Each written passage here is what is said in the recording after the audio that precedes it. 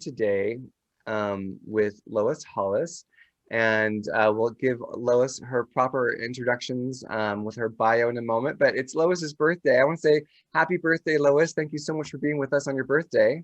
Thank you. Thank you. I love And it. yeah, it's great to see you. It's just great to connect with you. I'm really happy you're here with us. And of course, as you've seen, our lovely Linda Coulter Burge, psychic and conscious business coach, she is making the ship fly today. So thank you so much, Linda, for juggling so much and making it work. I am loving this, and it's bringing back the tech in me that I thought was never there for a long time since walking away from it. And it's like, so there's this part of me that's, no, I said no to this a long time ago, but Can't escape it. And you still can't got it. You're escape doing great. it. You're doing great. All right, so I'm gonna go ahead and we're gonna hop in and I'm gonna read you Lois's bio so you guys all have a sense of her. Because even though she's been doing this for a while, she's still new to the scene in many ways. So Lois Hollis, RN, BSN, Reverend, is a shame, guilt educator, counselor, filmmaker. Today, she will shift our opinion on one of the most taboo subjects, shame and guilt. For the past 15 years, she has been sharing unknown information about shame and guilt that helps us release these obstacles and live our greatness. Emotional and physical pain were Lois's life until she uncovered shame. She came to learn that the solution to her anger, depression, 30 years of migraines, rage, fears, pain, etc., was in recognizing and releasing shame. Lois, as a trailblazer, created a way to health that she shares with us today. Lois is the author of 3 books and a short film. Her newest book, Now is the Time, contains her light language readings that enhance our spiritual growth by dissolving resistant mental emotional patterns. Her latest film, I'm Good, Exposing Guilt and Shame, will be produced in January 2021. So that is remarkable and amazing. And so Lois, do you want to tell people, it's your birthday, do you want to share with them how old you are today or how young you I'm, are today? I am 77 years on this earth at this time. At this time, and it's mind-blowing because you're so vibrant, you're so active, you're so alive, and in the world we see so much people just start to give up and their bodies start to shut down, and a lot of that is these emotional patterns that they're holding that are overriding their health, it's overriding their mental capacity, and it's leading them to, exiting the planet because everything is shutting down. But you had a pivotal point, Lois, where something broke, something changed. And I was wondering if you could kind of unpack that a little bit, that moment of when because you were in all this pain, as you were saying, and we can get into those details as well. But I'm curious about what was that moment where you're like, wait, this is a bunch of BS. I don't have to do this to myself anymore. What did that moment look like? That was the moment when I lived in Sedona. Well, I moved to Sedona because I was found a chiropractor healer who could help me heal from my damaged heart, my broken jaw, my broken neck, my many brain traumas, scoliosis, etc. Many problems, plus the 30 years of migraines. So I was also looking at ways to heal because you have to do the emotional work. And someone said to me, Lois, how do you deal with shame? And I went, that's an interesting word. Like it never happened. Like I never thought about it before. Here I am, 40 years old, like nobody ever mentioned shame because I tell you a quote, the greatest trick that shame and guilt ever pulled was to convince the world it didn't exist. Yeah. Okay. That it's normal, that It's just, normal. yeah. We don't even mention it. Okay, they do a little bit now because of the virus thingy, but essentially they did. I went, that's an interesting word. I went to the library. We didn't have internet then, okay? So I went to the library, and Bradshaw was the forerunner. And he said, shame is the sickness of the soul. then I start reading different articles, and then all of a sudden I had the awakening, and I've had spiritual experiences before, so it wasn't unusual for me to get information that was not in the books. Okay. And oh my God, I was like, I was dancing. I'm a tap dancer too. So I was like so excited. I don't have to go to therapy for anxiety. I don't have to go to therapy for anger. I don't have to deal with all this pain in my head. Of course, I have to heal physically as well too. But I don't have to do all these things. I just have to get rid of shame and guilt. Wow, I was so excited. I was like the happiest person in the world because I had a way out of my whole life being told I'm no good, I'm dyslexic, I can't do this, I can't do that, even though I achieved so much. I mean, I created the first hemodialysis unit in the country in the 60s in Pennsylvania. So I've made many, and open heart surgery, I helped with that development as well. So I have many firsts, but I still felt not good enough. And you all understand that. It doesn't matter how many stars you get. It's how you feel inside. So yeah. So anyway, I start working with that and also working with my clients that I've been working with. And I learned that shame and guilt are the same.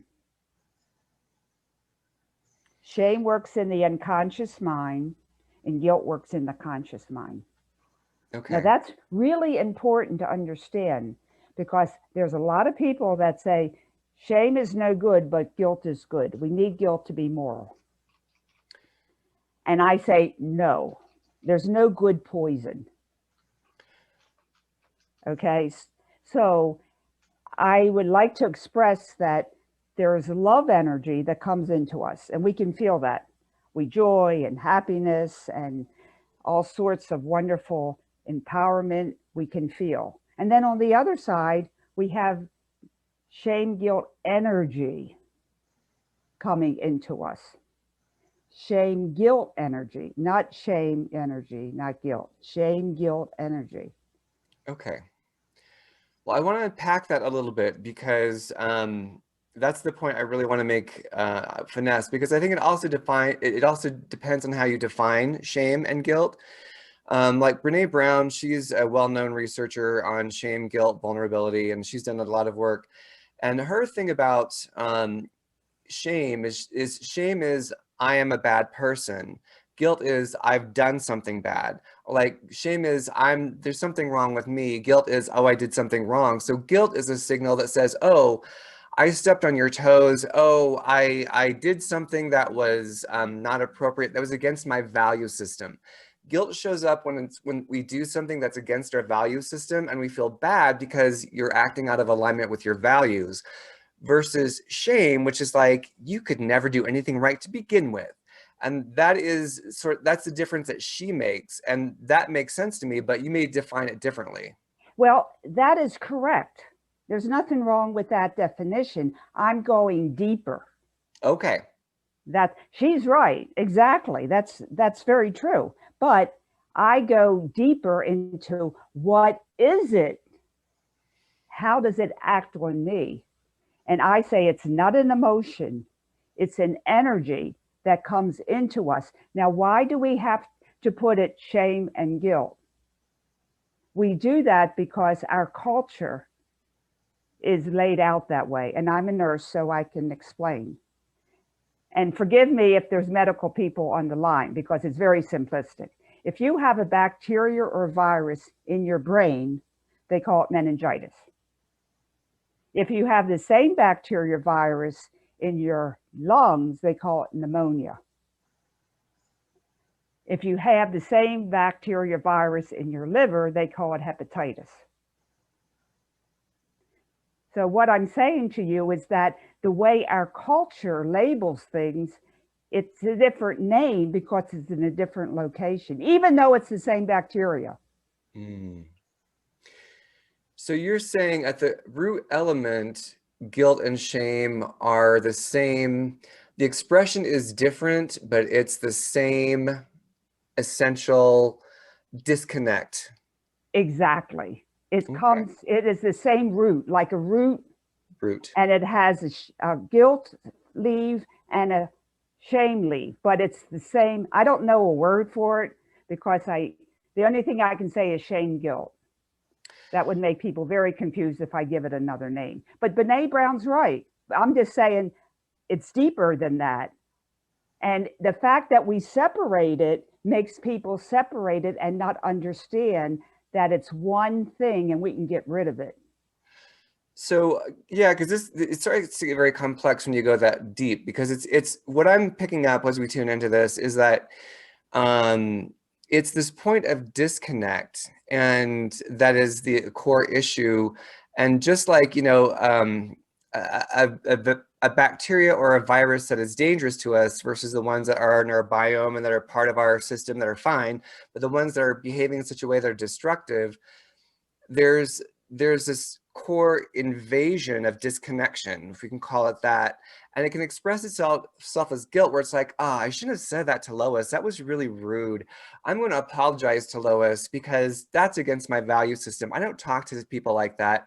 I'm sorry, Lois. Can you forgive me for that?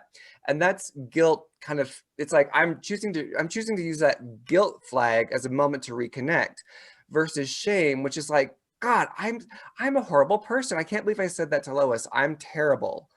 And that is the shame, which is already what I'm picking up from what you're saying, and what I'm tuning into is that shame is that's when it becomes toxic, where this root of disconnection, shame becomes this toxic thing where it is invasive, and it becomes corrosive, and it becomes our identity. Versus guilt, we can either beat ourselves with guilt and it turns into shame, or guilt can be a signal like, own what you did, forgive yourself, move on. What do you say about that?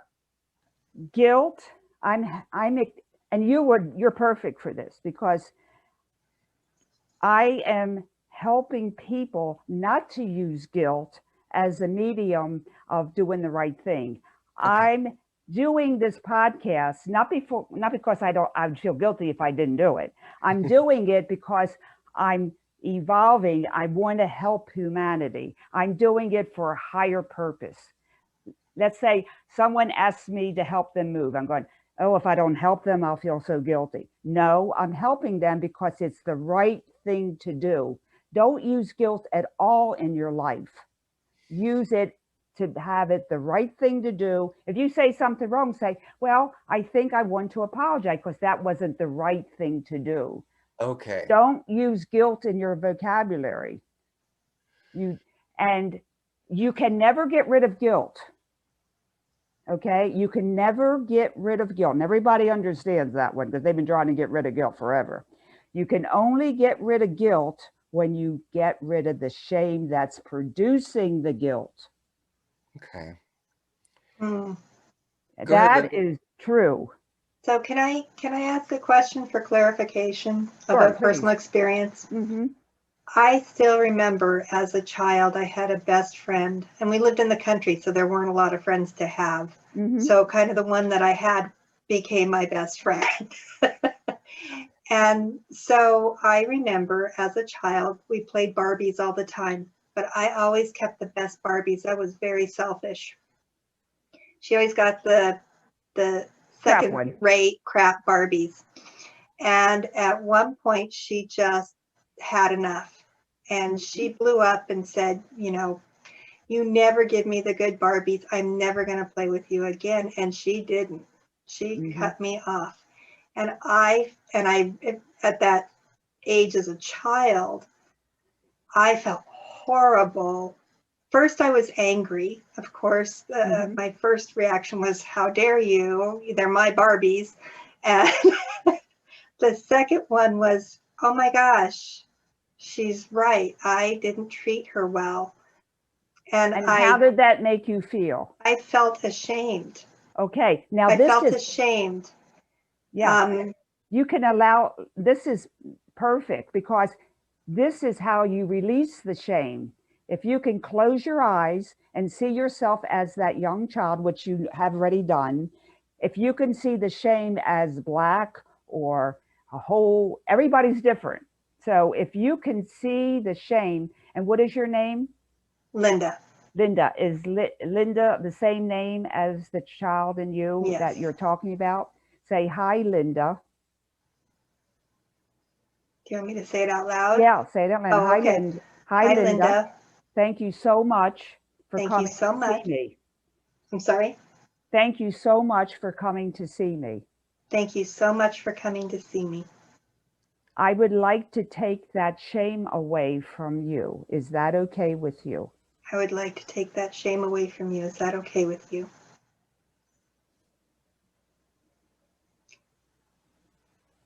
And I'm going to interject because I think I've done this already. But you got to take the shame that she's holding. You're not Yeah. holding it, she's holding it. So you can help her take it out of her and give it to the universe.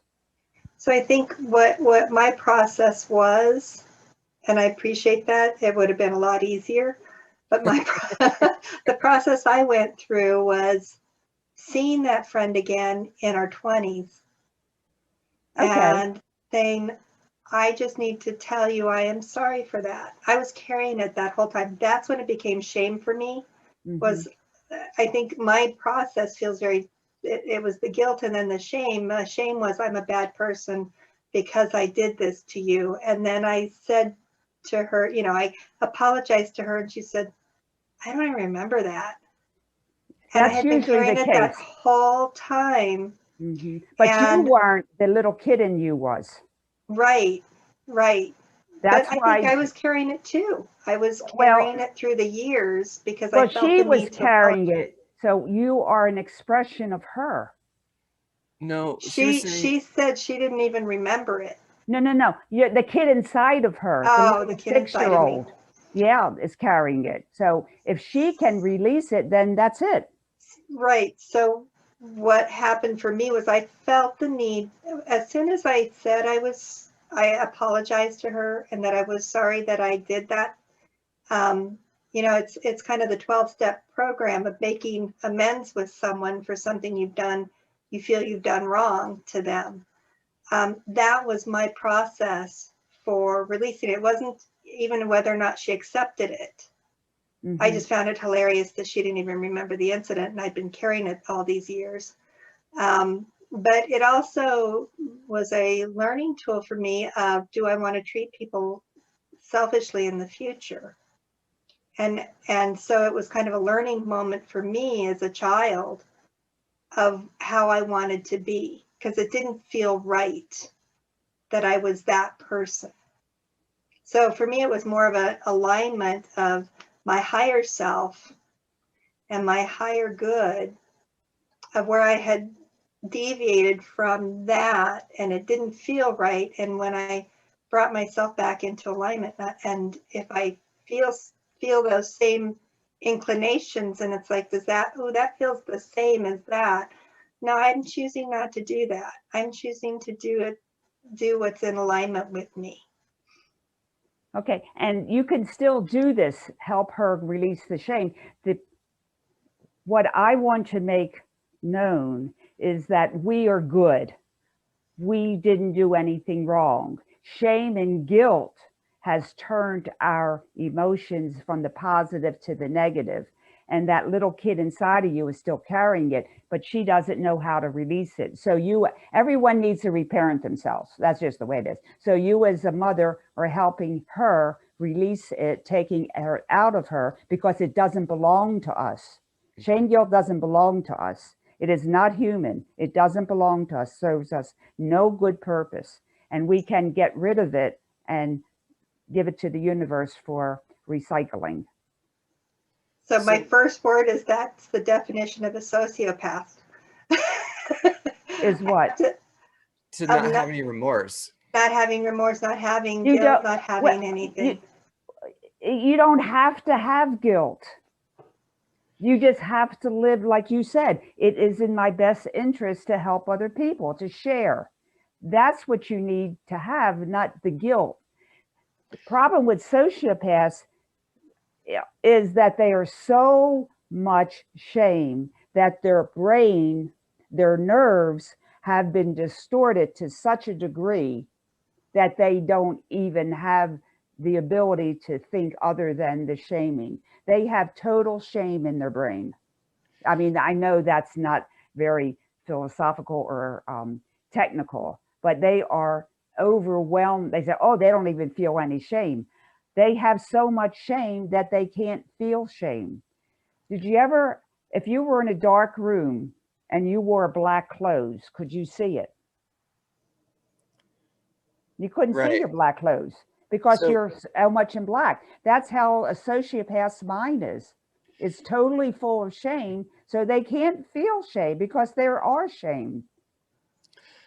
I think there's this point that we're trying to finesse here is that um, Lois is saying that you can, if I've done something to hurt Linda's feelings, for example, we had a conversation, I said something that I thought was funny, but it really hit Linda the wrong way. Or I just, was not thinking it, I just wasn't thinking about her in a way that was useful, and whatever. It created a disruption between the two of us. Um, I feel like there's that part that's like, okay, well, I want to be able to say, hey, Linda, I did that and I apologize. Will you forgive me? And I feel like this is the piece what we're trying to finesse, is that I don't have to feel, it's okay for me to be able to say that, have the regret, but I don't have to be like stuck in a lower emotion about it. Be like, oh, I did do that. Yep, I did that. Okay, I can forgive myself because I'm human. I'd forgive anybody else. I can forgive myself, and then I'm still going to present it to Linda and be Of like, course. Linda, I want to share this with you. I did that. I own that, and I regret it, and I apologize. But I'm not beating myself up in that moment. Is that the difference that you're trying Yes. to? And I have a word for that. I taught it to my grandchildren when they do something like, oh, they spilt the milk or they spilt the cereal on the floor. They didn't commit a, people say, oh, how terrible. No, no. They did a da. They did a da. Da. A da. I did a da. And then they went home to see their mom and my daughters, and they said, hey, mom, I did a da. I spilt the French fries on the floor when we were eating. It was a da. He didn't feel guilty. He didn't feel remorse. I did a da. Now, if you can come with a better word, fine. But that's how I live, because I have an email autoresponder. Okay, I'm new to tech, so I'm very proud of what I did. I got so busy, I had to shift that to someone else who knew less than I did. I didn't know that. Anyway, it got messed up. I finally found out it made a mistake. I got another person. It's okay now. You can do my autoresponder email. I sent an email blast out yesterday, and it was entitled Oops, OOPS, Oops. And it was a guy with uh, question marks all over him. And I explained that my email was realigned and I didn't know it, but now I know it. And thank you for your patience. And if you ever have any inconsistencies in my email or website, please get in touch with me. Thank you so much. But I called it Oops. Yeah, you didn't have an emotional, you're saying you just didn't have any emotional weight to it. You let it go. That's what I'm like seeing what you're doing. It's a retraining of the brain. And I know what Linda's saying, like there's a concern like of, yeah, if people who don't feel any remorse for what they've done, those are the people who are sociopaths. That's what our That's a whole society nother says. story. Right, right. And so, but I just kind of, because I want to like make it accessible for people, right? That's the whole goal. And so what I'm hearing you say, Lois, about that, and Linda, feel free to hop in with more reflection on that, because I know I can just see you in there with stuff to say. I see it turning. That people who are sociopathic are so and this is it is a conversation for another time, but I kind of want to put a period on it so we can move past it. Is that people who are sociopathic are so inladen with shame that they're not aware of it. They're so deep in it, they don't see. It's like the fish that can't see the water. Exactly. The fish who can't see the water because they're swimming in it, that's how when you're that deep into it in shame, you don't see it because it's part of your environment. I think we all have that to some degree because we're all taught to feel shame and guilt, but you're saying sociopaths have it to a degree where it's just they can't see it because it's everything. And so they react in such a way where they don't feel anything because their feelings are overwhelmed with shame and guilt.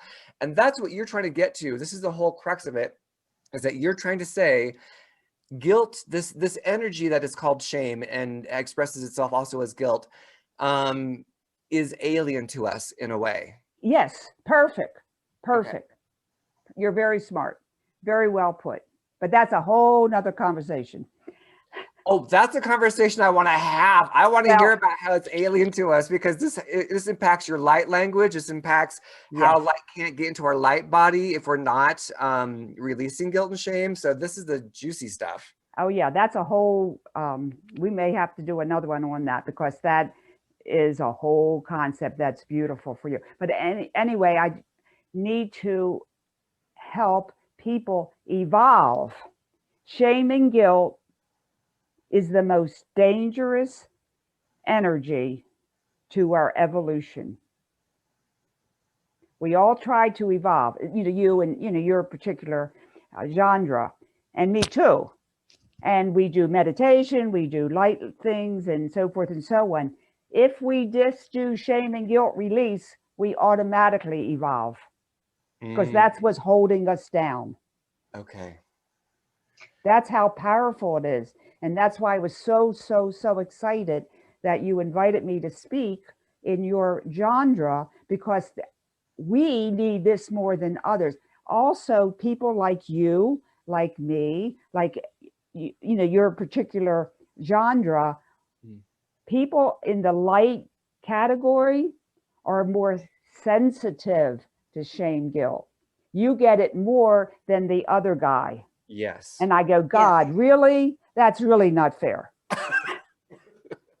Yes, and I think part of that is because being empathic, if someone is angry, picking that anger up, and I can choose to accept it or say that is their response to what's happening, and not own their response to what's happening, and know that, have I done something to offend and legitimately done something that needs amends, or, is that my stuff, their stuff, my stuff, their stuff. I love that. For me, that was how I had to deal with other OPS, other people's shit.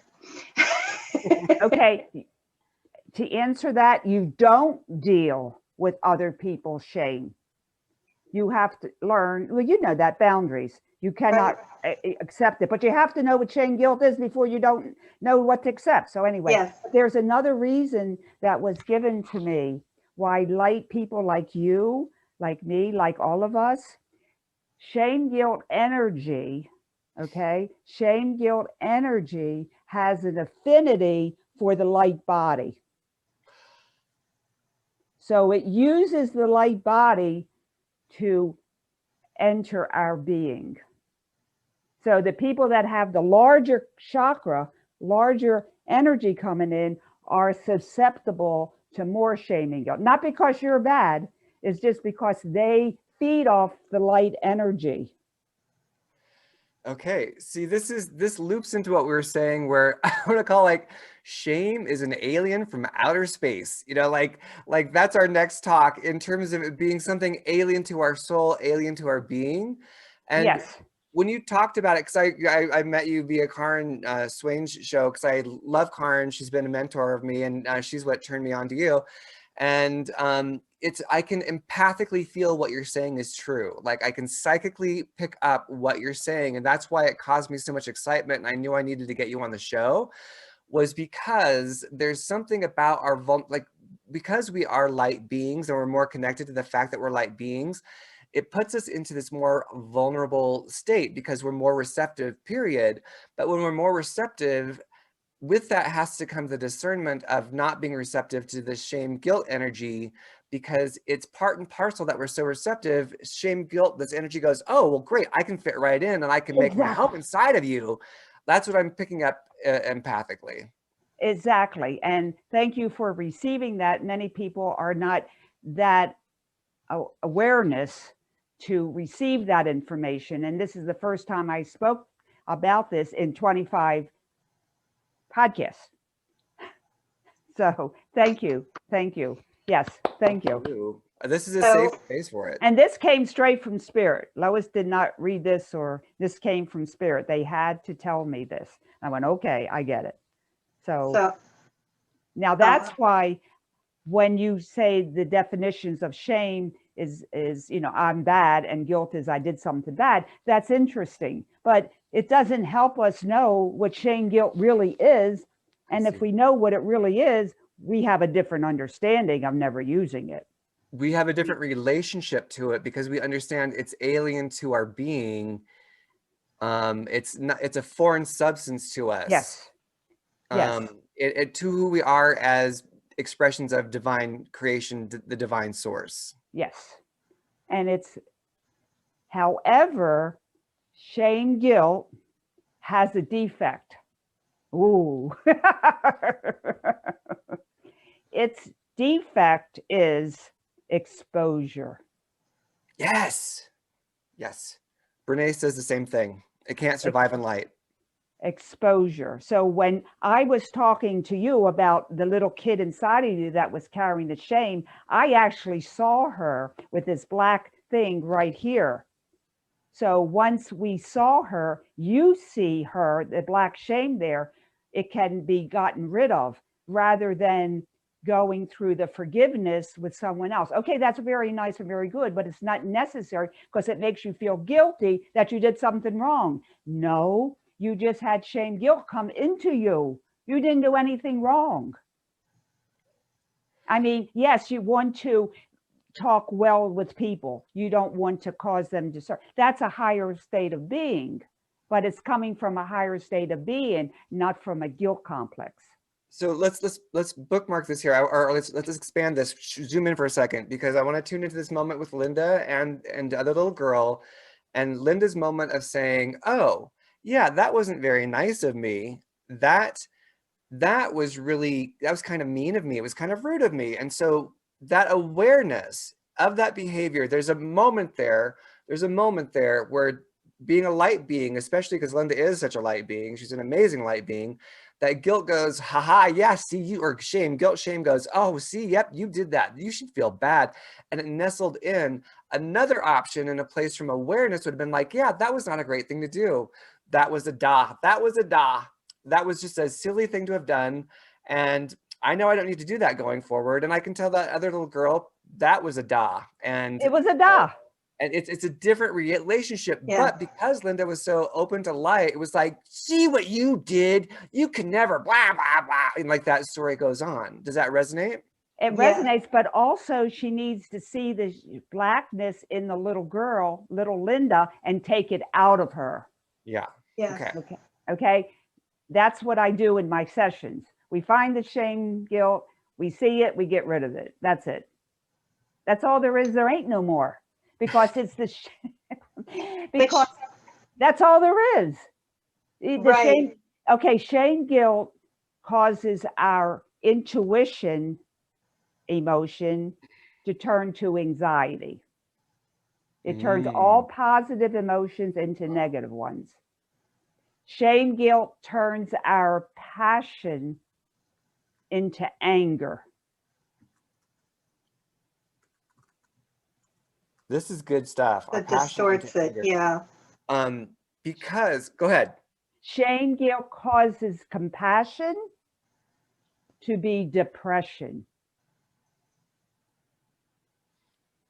Okay. So we have compassion, we have intuition, we have all these wonderful things, but shame guilt comes in and goes, we're going to turn it. We're going to turn it. That's it. That's the story.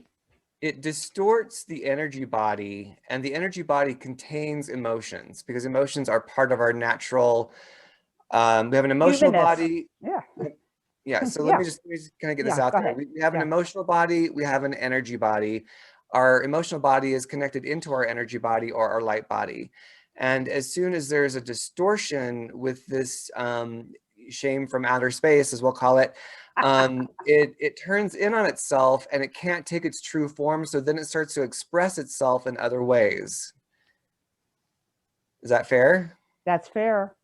You're good. And I want to take it one step further because we have the physical body in that. And I know through my healing process that working with Joan King, who is scientist, ex-nun, who studied how emotions are stored in cells, you know, releasing that from the cells, the physical body. That's when you go to a massage therapist and suddenly you're bawling and you don't understand why. Well, you're releasing the chemicals of those emotions from the cellular level. And so I understand why you would have, Lois, people with feeling that blackness within a body, those emotions stored energetically and at the cellular level. And releasing that, how powerful that could be for some. Yeah, absolutely. Because somewhere, if it's in that child, that's still stored at a physical level within me. And so you are releasing that at all those levels At to the be able, core. at the core, right, to be able to move that. And I absolutely agree with the, you know, being empathic. I definitely have to put barriers up when I have, you know, I'm in contact, close contact with someone who feels a lot of shame and guilt, because if I allow myself to go too far into compassion with that and connect to that, I'm a puddle on the floor. It just goes like that and it's just boom, and I am a puddle on the floor. So that's, yeah, you're very smart and you understand, and this can give you even a bigger understanding of shame and guilt. Shame, guilt is not mine to own or to give. Yeah. yeah, and the other part, I, you know, again, the what you think of me is none of my business. The it comes down also to judgment, judging from others and judging from ourselves, and that is not a higher light. Exactly. All negative emotions come from shame, guilt. Like I said, how they turn our positive to negative. And there's a lot of information now about, oh, how to be happy. We need to be joyous. We need to be positive. And I totally agree with that. But if you would get rid of the shame, guilt, you would automatically be beautiful and lovely and intuitive. And not that Right. we can't make that more, but But people you, don't bring the shame and guilt in. And that is the main dangerous factor within humanity. And yeah, it's the reason we have not evolved as a species, because we have evolved. we've evolved to some degree, but what I'm really hearing in this is that when the alien shame comes in, it distorts our true form. And we work so hard over here, we work so hard over there to like get ourselves into a place where we're happy and connected and we do all this stuff. But the core thing we aren't releasing is the shame. And the core thing of the shame is causing the distortion. Once the shame is released, the distortion leaves and coming into this place of feeling aligned and in tune and one with our one in alignment with our oneness is a natural consequence. We don't have to work at it anymore because we've released the genie from the bottle. The shame was the cork holding the genie inside the bottle. Once we release the shame, we find our true form and our magical expression. How about that? That's the big da. The big big the big oops. The big Yeah, oops. the big da. Also, we work today with releasing one aspect, one event of shame. Now, that doesn't release all the shame you received in your life. Mm. So, anytime you have an experience, instead of like oh, don't talk about it, because that's what they say. You can't talk to the inner critic and all that. We got to make friends with the inner critic, because that's part of us. That's another story.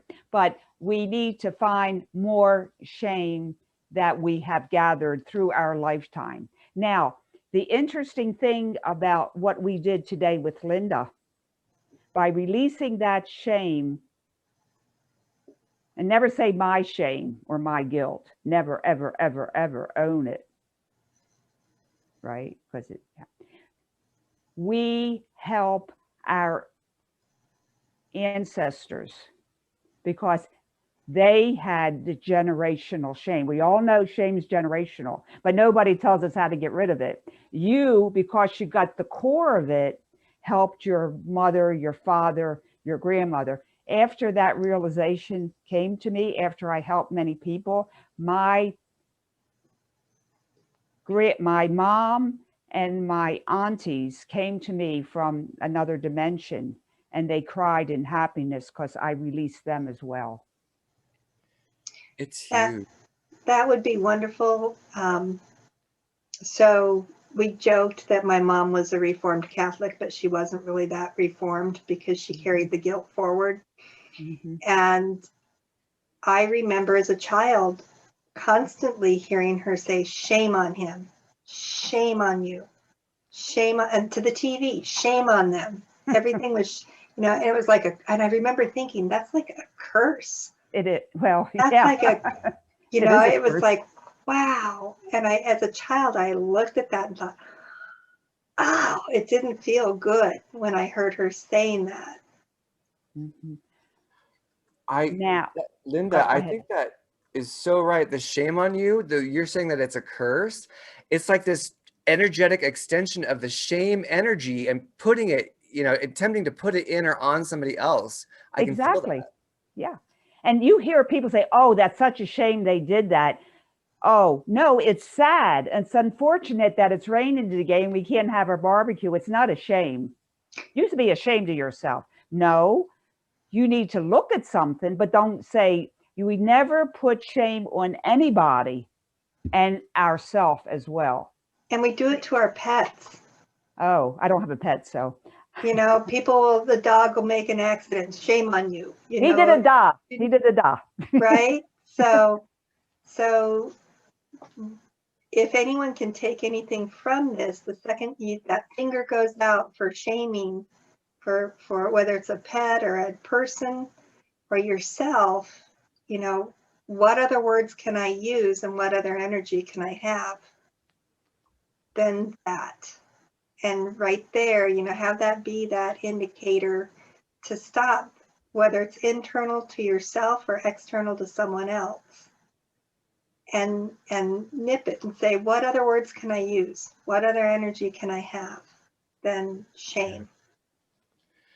Yeah, And through That's, through yeah. that action, just us shifting that within ourselves and bringing it to the conscious level and changing the language behind it Is huge. is huge. yeah. I do feel like, Lois, at some point, whether it's you need to write a book on the theme of shame is an alien from outer space, because I think that your discovery of it being its own distorted consciousness, and it has an intention, and it comes in with an intention to thrive like a virus, like a Mm-hmm. negative virus in other people. I think that is, I think there's a lot of spiritual people who that sort of language will translate to them. I know it's not really mainstream language, but there's a lot of light workers who would be able to hop on that really easily. So I do want to explore that with you at some point. I know it's probably going to be part 2, but I'd love to have you back on. So I want to talk for a moment about the inner critic, because there is a wonderful book that has changed millions of lives. I'm sure it's got to be millions of lives, called The Artist's Way by Julia Cameron. Mm-hmm. And she talks about the inner critic. And she has, different things that you can do with the inner critic. And your approach of befriending them is different than what I've heard. And I feel like the inner critic, for me, when I tune into the inner critic now, the inner critic is some sort of a gatekeeper. is that the name gatekeeper comes up for the inner critic, and you've got to sort of get that gatekeeper on your side versus trying to, I mean, like, I want to unemploy the inner critic and be like, nope, when I'm making art, your role, if you have a role, it is never to say something's good or bad, but you're not here to destroy what I'm doing creatively, because that's what the inner critic tends to do. It tends to have that alignment with guilt and shame. You should be ashamed of making that art. It's horrible art. And that seems to be, you talk about it, because you talk about it. Okay. The inner critic, and some people have two. Okay, that is very interesting too. The inner critic is the shame guilt producer within you. That's his job. Oh. His job is to produce shame and guilt. Okay. I'll write that down. His job keeps you down. And Joy is right. It keeps you down. You can't be creative. You only rise to a certain level. You know, the Peter principle, once you rise to a level that's higher than what you can do, you fall down. They all talk about breaking the glass ceiling and so forth and so on. The inner critic is there so that you never go beyond your means. That's his job. So you telling him, you can't do this, you can't do that, is not going to work. It makes him more angry and more tight. You cannot say, get away. I don't like you. Whatever you're doing is bad, so forth and so on. It makes him more angry. So what's the positive role of the inner critic? Oh, he's wonderful. Okay. The inner critic has a name. My inner critic was called King, K-I-N-G. I have a DVD on YouTube and my website that teaches you how to talk to the inner critic. Okay. Okay. It's on YouTube, and it's called Out of Discord into Harmony. Out of discord into harmony. Into harmony. Okay. Okay. Now, the inner critic, when you hear, oh, you can't do that, you know, you're stupid. Why are you doing that? Say, oh, hello there. Thank you so much for coming to see me. And what is your name? You've got to befriend him. And then you say, this can take weeks. Sometimes it takes a day. You never know. Anyway, so I'm talking to you. How do I get in touch with you? I don't say, oh, you're stupid, you're dumb. That's not going to work, is it? You're not going to like me. I'm not going to like you. What do? We fight. I say, right. Thank you. Even though you're not speaking my language, you're part of me. Thank you so much for coming to see me. Thank you. And what is your name? Well, I don't talk to you. You're too stupid. I mean, that's how they talk to you. You know, they talk to you the way they talk to you, but you're talking verbally out rather than inner voice. You're bringing him out to talk to you, with you. Then he'll say, shut up, you're too stupid, bye. So the next day they'll come by and you'll say, oh, hi, how are you? Oh, you still here? I want to talk to you. And why do you want to talk to me? You're stupid. I shut everybody down because you didn't do a good job. I said, what do you mean? I took care of all that noise. Somebody crying, somebody complaining. I shut everything down. Now it's peaceful. Now you want to come and mess it up? Oh no, I'm in charge. Now the only way you can get there is say, oh, would you like to have more power? Oh, the inner critic is interested. I like power. He's the narcissistic part of you, right? Huh. I didn't know that. So go on. So you say, oh, I want to tell you. I would say, King, I want to tell you something. That it's the year 2020. It's not the year 2066 when I was a little kid. Nobody ever told me that. I thought you still were a kid, stupid. I said, no, I'm 2020. I'm an adult now, and I'm learning from Lois. People say, I'm learning from Lois how not to use shame and guilt anymore. And I became smarter. but I can't come any more smarter until you let me become smarter. And I know you're after my goodness. So what the king does, the inner critic does, he puts you on probation. Okay, let me see, Linda, if you have shame and guilt coming to you and you can stop it. And if I see you're doing a good job, I'll release my control over you. We'll become partners. Okay. I feel like there's a lot of nuances there to look at. You're saying that the inner critic is the narcissistic part of ourselves because it thinks it's better than everybody else. Well, it is because it kept you alive. I mean, when you're 4 years old, 5, oh, don't go in that water, it's too deep, or don't do this. It helped us keep safe until we got smart. We weren't that smart about things, but now we are smarter. And we got so much shame and guilt that we became stupid. Well, I can, okay. So yeah, I know there's more to pull apart there. I also want to make sure Miss Linda's getting her questions in. Yeah. No, I keep thinking that I call those gremlins, you know, Ooh, the inner critic. The inner critic. I have personalities with them. And the more you respect them, the more they grow into who they are. And my inner critic now, which he still calls himself king, goes in the ethers for me and helps me find people to work with. And he's my asset. He evolved. We can't evolve until we evolve within ourselves. When our inner parts evolve, we evolve. Okay. We needed the inner critic as a kind of a way to keep us alive. It was kind of a protector. It was kind of a protector. It is a protector. And then at a certain point, like, for example, this summer, I had this really great reconnection with nature, which is ongoing. But I discovered, I was like, oh, yeah, I was really had been afraid of nature and being out alone in nature as a child.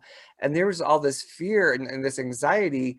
And I was able to break through that. And so now when I had the conversation about being in nature, it's shifted because that part of me that was afraid of me being in danger doesn't have the same role. He's not saying, oh, but that could be cold. Oh, you could freeze to death. Oh, it's more logical. It's more like, well, go that deep, but then go deeper next time into the woods.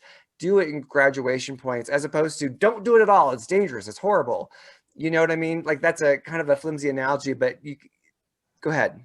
Everybody has a different relationship with the inner critic. Okay. Some people, their inner critic, and some people have two, and a female inner critic is much harder to deal with than a male inner critic. Inner critic is sometimes so strong that they won't talk to you for months. Some inner critics are like yours. They already merged with you and realize it's 2020 and you got some smarts now, even though you didn't like really communicate, but on some subconscious level, you did. Everybody's different. The pattern's the same. Make friends, tell them it's the year 2020. I'm not perfect yet, but I see now where shame guilt is, and I am learning how to avoid it.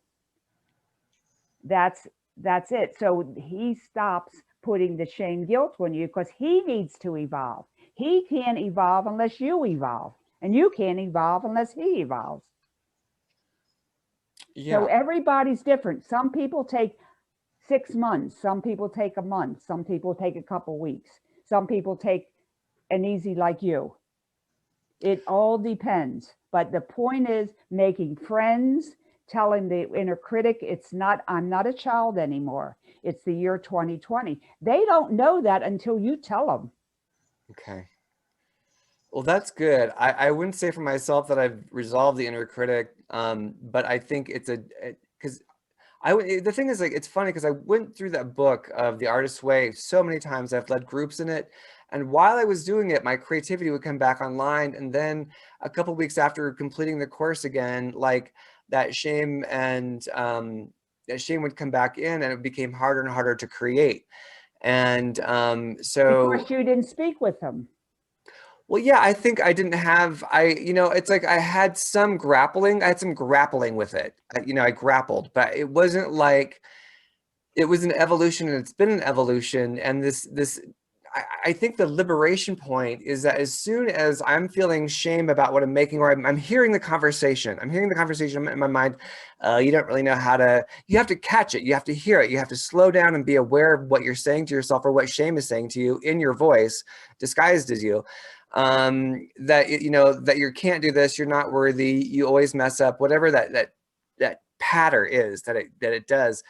Then to be able to say, oh, that is that's the alien from outer space. Like, that's not even me. That's a conversation going, and that's not me. And you can say to, maybe that's a point where you say to the inner critic, oh, I hear you saying, the shame language.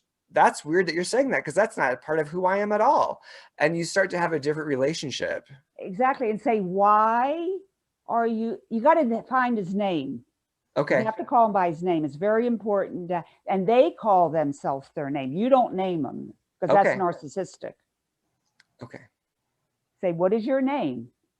And then say, George, or whatever. I hear George. So, hi, George. Thank you so much for protecting me. How can we make it less shame, guilt? Because I am learning so much more now that you don't have to do that. Now, if you don't become the shame, guilt producer, you can have another job. Oh, they get so excited. Okay. You will get another job. And he says, well, what would that job be? I would say you would have more power, and you can have a vacation. So what would you like to do? Would you like to own the car garage, or would you like to park cars? And he would say, oh, I want to own the garage. I'm powerful. And I said, well, you can own more if you don't keep constantly watching me doing not getting hurt, because I can do that myself now. You go do something else that can help me. I see. So it's a part of our personality that's looking for a graduation point, but we have to give it the graduation point by owning our own power in that relationship. And also knowing what is shaming. And that's why I call myself an educator, to teach. You have to learn what shame, guilt is. He's not going to let you go, because he is so loyal to you. Mm-hmm. He is so loyal. He watches you 24/7, not to be hurt by shame and guilt. But his only thing in his toolkit is shame and guilt. That's all he has. Okay. He only has that tool. So it's like a protector. It is a protector. But it's like, because you couldn't protect yourself when you were a kid. Right. Right. But it's like a protector that's almost stabbing you. It's like it's stabbing you just so you won't move, and so that way you won't get in any further danger. And once you realize, you're like, okay, but stabbing me is also hurting me. So we need to get you a different job. You're stabbing me with shame and guilt. So I'll stay small, and that way I'll stay safe, and I'm protected because I'm small and safe. But actually, that's not serving me anymore. So we're going to change that sword into a magic wand. We're going to give you some real power. No. You cannot tell him what to do. He has to come up with it himself. That's narcissistic. Oh, so he has to be the one to say, here's what I want my role to be. Yes. He or she. Yes. And what Linda said, like her mother said, shame. That's how the inner critic was taught. It was taught by our culture. To be that way. He's a Xerox copy of somebody in your family, or your school system, or your government. He is perfect. He's a Xerox copy of the culture you live in. So why are we angry with him when he's only following what the culture told him to do? Interesting. He's not a bad guy. So, he's a good guy. So this is bringing up for me an old read that that was really altering for me, which was Debbie Ford's Dark Side of the Light Chasers. Exactly. She's the one different language, but very similar. She's just doing it in a different language, but it is finding that gift that has for you. So, one of the things that that the examples was, you know, you are so bossy, you are that inner critic, you are so bossy, you are this, you are that. And then looking back and saying, you know, I used that bossiness when someone tried to overwrite my boundaries and it protected me. I'm going to own that bossiness.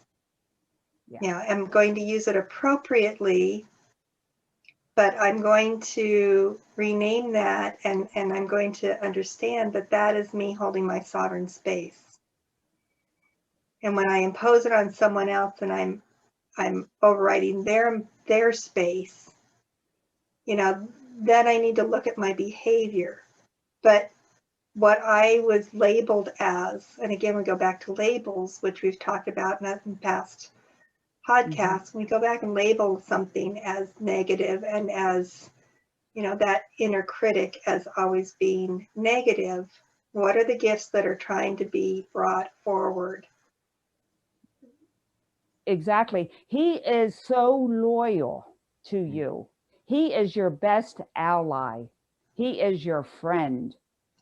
Who else would protect you 24/7 for 20, 30, 40 years?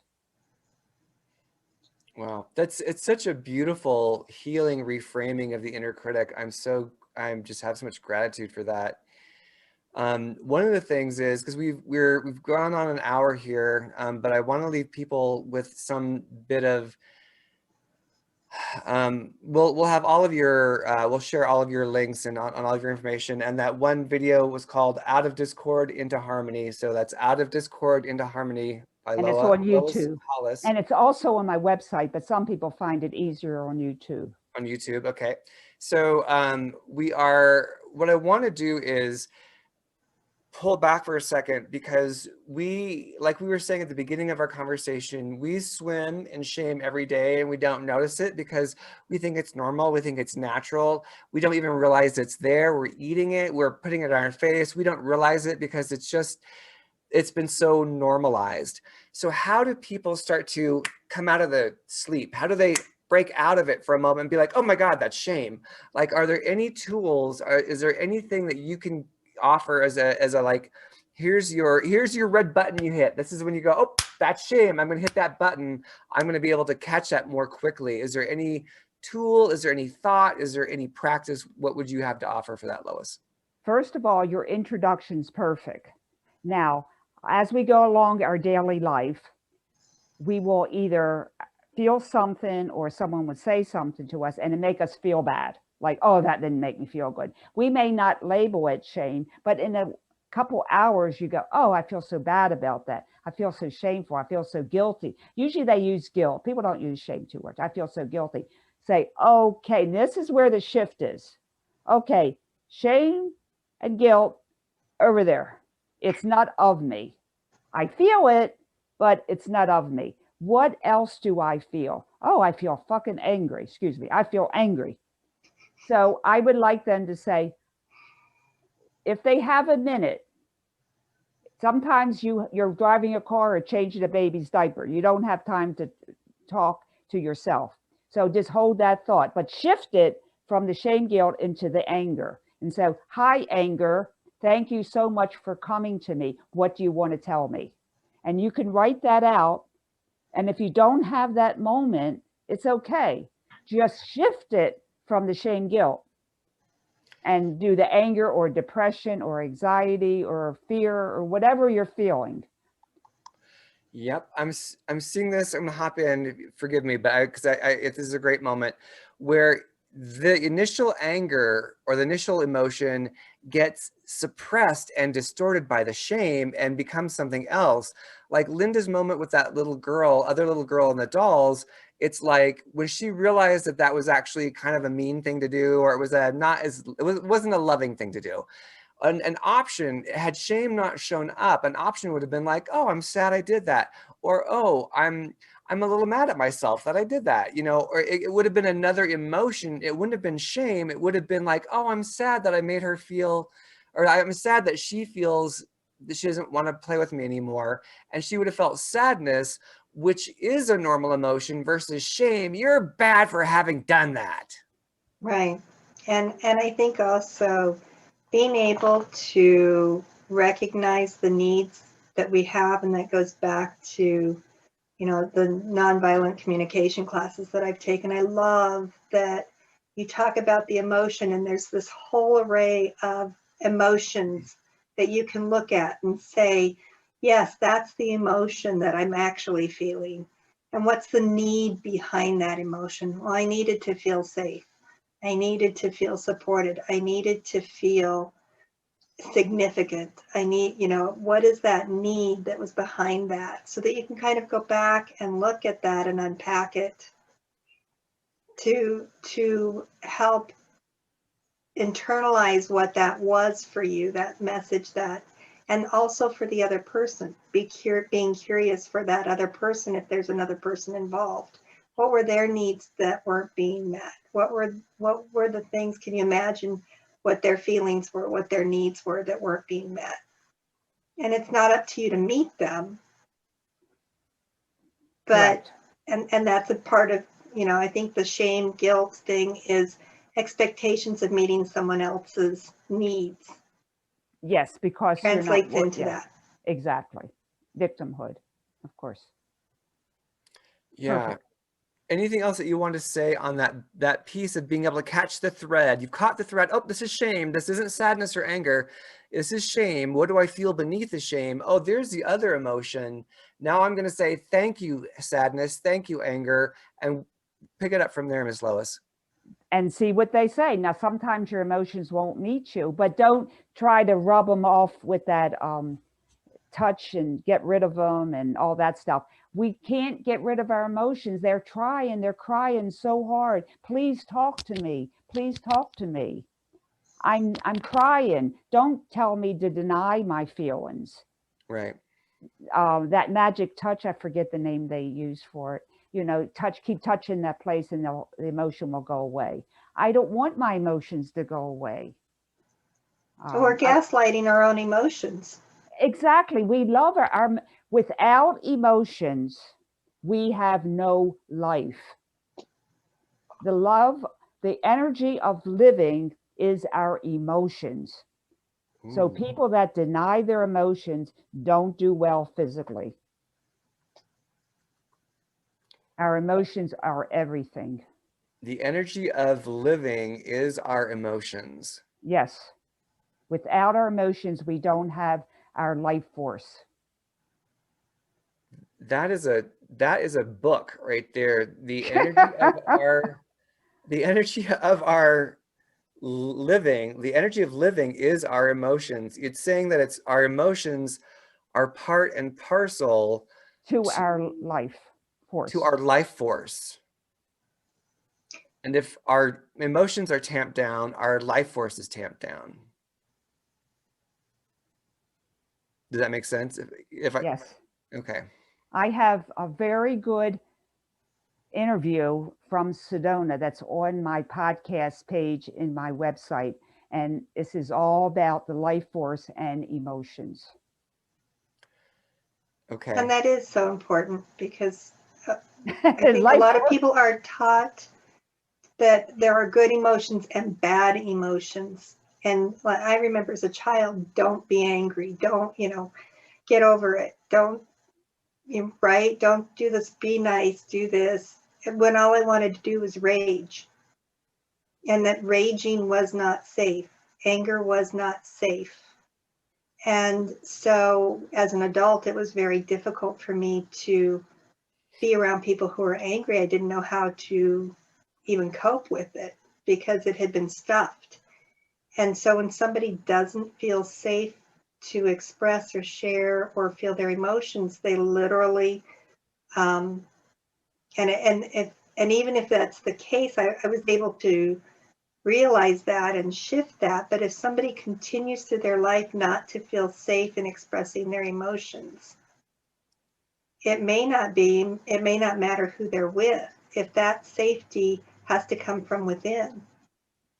Exactly. Yeah. It's a damming up of your own life force, and it's going to impact your health. It'll impact your mental capacity. I think that's, what part of what Lois is on your, when I was reading your stuff as well, like how it, you know, your physical health, Lois, was awful. Like Hmm. before you did this release work, like you were in I really was bad shape. I was dying. They gave me about a year to live or something. You were dying. I Oh was my dying. God, I didn't Three realize that. doctors told me I'd be dead by 50. And they were right because my heart was so bad, my lungs were so bad, and I had such serious migraines.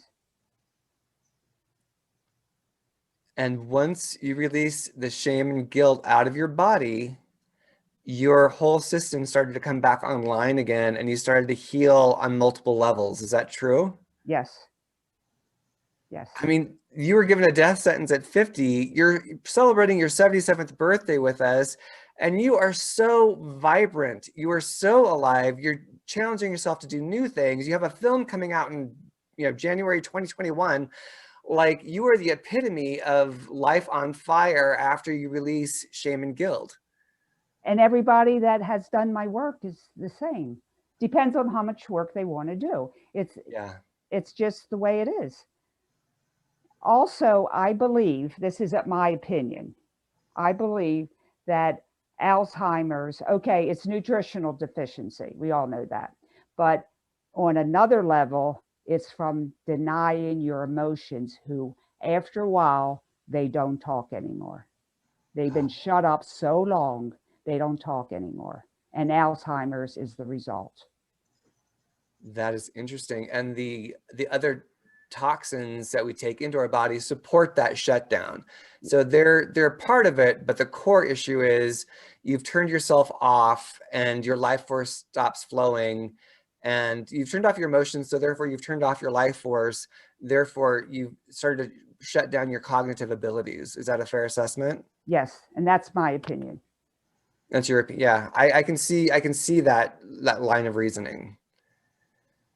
All right. Well, I think this is a good place to wrap it up. Do you have any other questions that you want to give, Miss Linda? Anything else you want to ask, lovely Lois, before? I think my one last thing is, so if somebody wants to learn more, first read your book, you watch your videos. Is that the directions that you would guide them to? I And would then if they wanted to work with you, is that? I would suggest signing up for my email. I have a 500 question. It's my book's called 500 Questions, One Answer. And I was told, don't give somebody 500 questions right away. You're going to smell them. So I made it 25 questions in 20 segments. So you're going to get an email for quite a while. It teaches people what shame guilt is and how it affects our lives. People have asked me questions and I answer them. And every answer is shame guilt. But you see 500 different ways that shame guilt impacts our lives. And it's an ebook, and they sign up for it, they get the ebook. That's And great. Go ahead. and then they can look at my book and but watch the video, Out of Discord into Harmony. That's very good. And some of the podcasts I've done on my podcast website. And you can always call me. I offer a 15-minute free talk. Oh, lovely. A 15-minute free talk that you just do. That's so beautiful. What a gift. And I was just seeing that the 500 questions, it's like there's 500 different ways into the experience that it tries to bleed and get in. And it's like, so if you answer each one of those, you're like, that's guilt, shame, that's guilt, shame. It cuts off each 500 entry points, so it no longer has a place to get in. Right. That is amazing. Lois, thank you. Bless you for your work. I'm so grateful that you're with us. We will do a part 2, and we'll talk about where this alien shame comes from and what you discovered in that experience 20 plus years ago. But thank you. Have an amazing birthday, and just blessings to you and your work. Thank you. Blessings, and keep in touch. Oh, 100%. Yeah. Oh, you have a Facebook group too. Here's 2 other quick things. Rumor has it you have a Facebook group you're working on and a Zoom group you're working on. Are those things still true? They're working. They're working. You're okay. All right. So people can sign up to your newsletter and they'll get notified about that. Yes, that would be the best thing right away.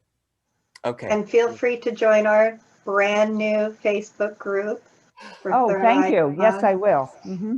Yes, you and all the audience people, I forget this every time. We have a new Facebook group called Third Eye Salon, pretty easy to find. Me and Miss Linda are there, and we have members and we have conversations already flowing and going. Please like, share, subscribe.